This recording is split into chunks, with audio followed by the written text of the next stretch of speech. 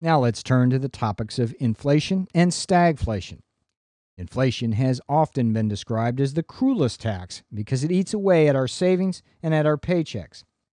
For example, if the rate of inflation exceeds the rate of growth in our paycheck, that means our real income or purchasing power is declining, even though our wages are going up.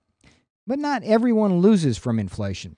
For example, as we learned in Lecture 1, inflation that is unanticipated can benefit borrowers at the expense of lenders.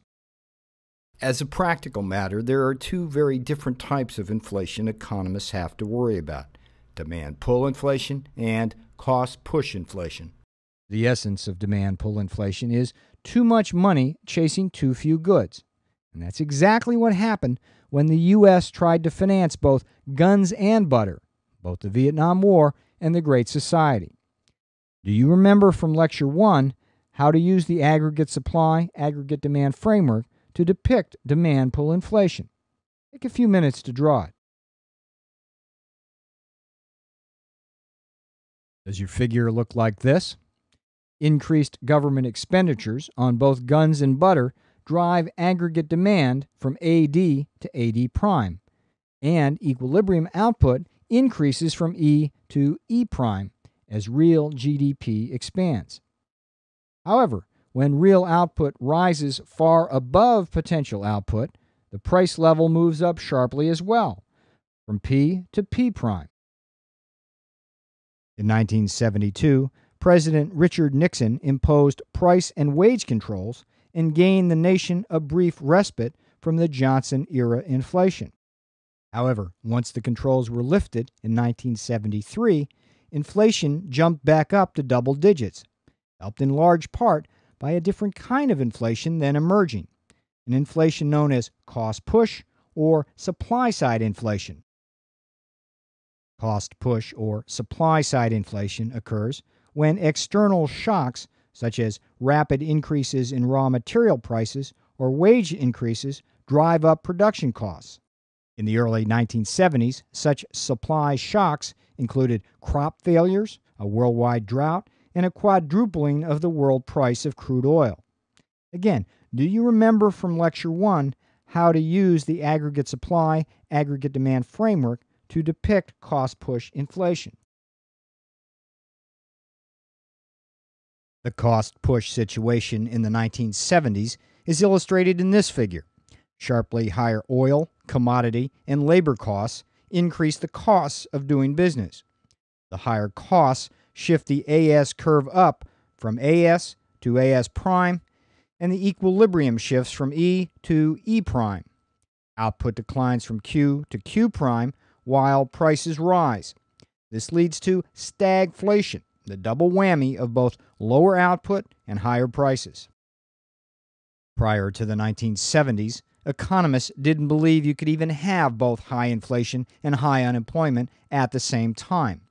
If one went up, the other had to go down. But the 1970s proved economists wrong on this point, and likewise exposed Keynesian economics as being incapable of solving the new stagflation problem.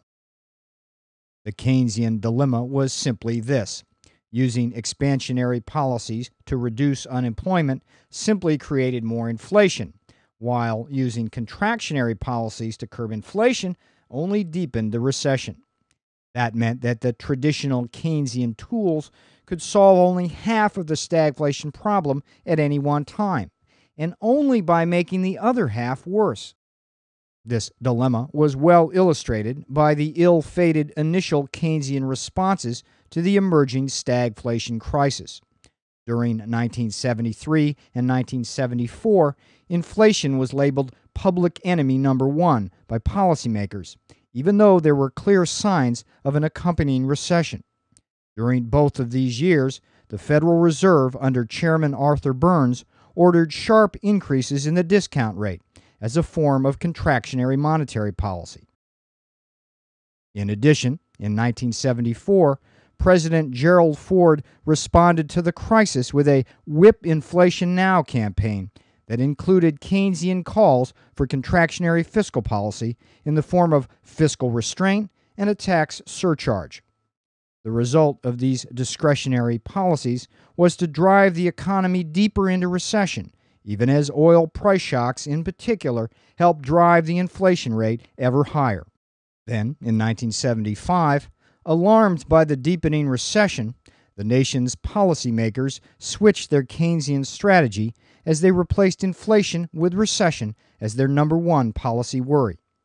As Congress passed a $23 billion Keynesian tax cut to fight recession, the Federal Reserve switched to an expansionary Keynesian monetary policy.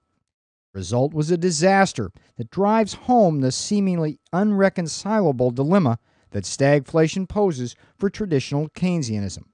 High inflation remained even as the economy failed to recover from recession. It was this inability of Keynesian economics to cope with stagflation that set the stage first for Professor Milton Friedman's monetarist challenge to what had become the Keynesian orthodoxy, and then later for the emergence of supply-side economics. To better understand the failure of Keynesian activism in a world of stagflation, we have to delve more deeply now into modern inflation theory and the mysteries of the Phillips curve.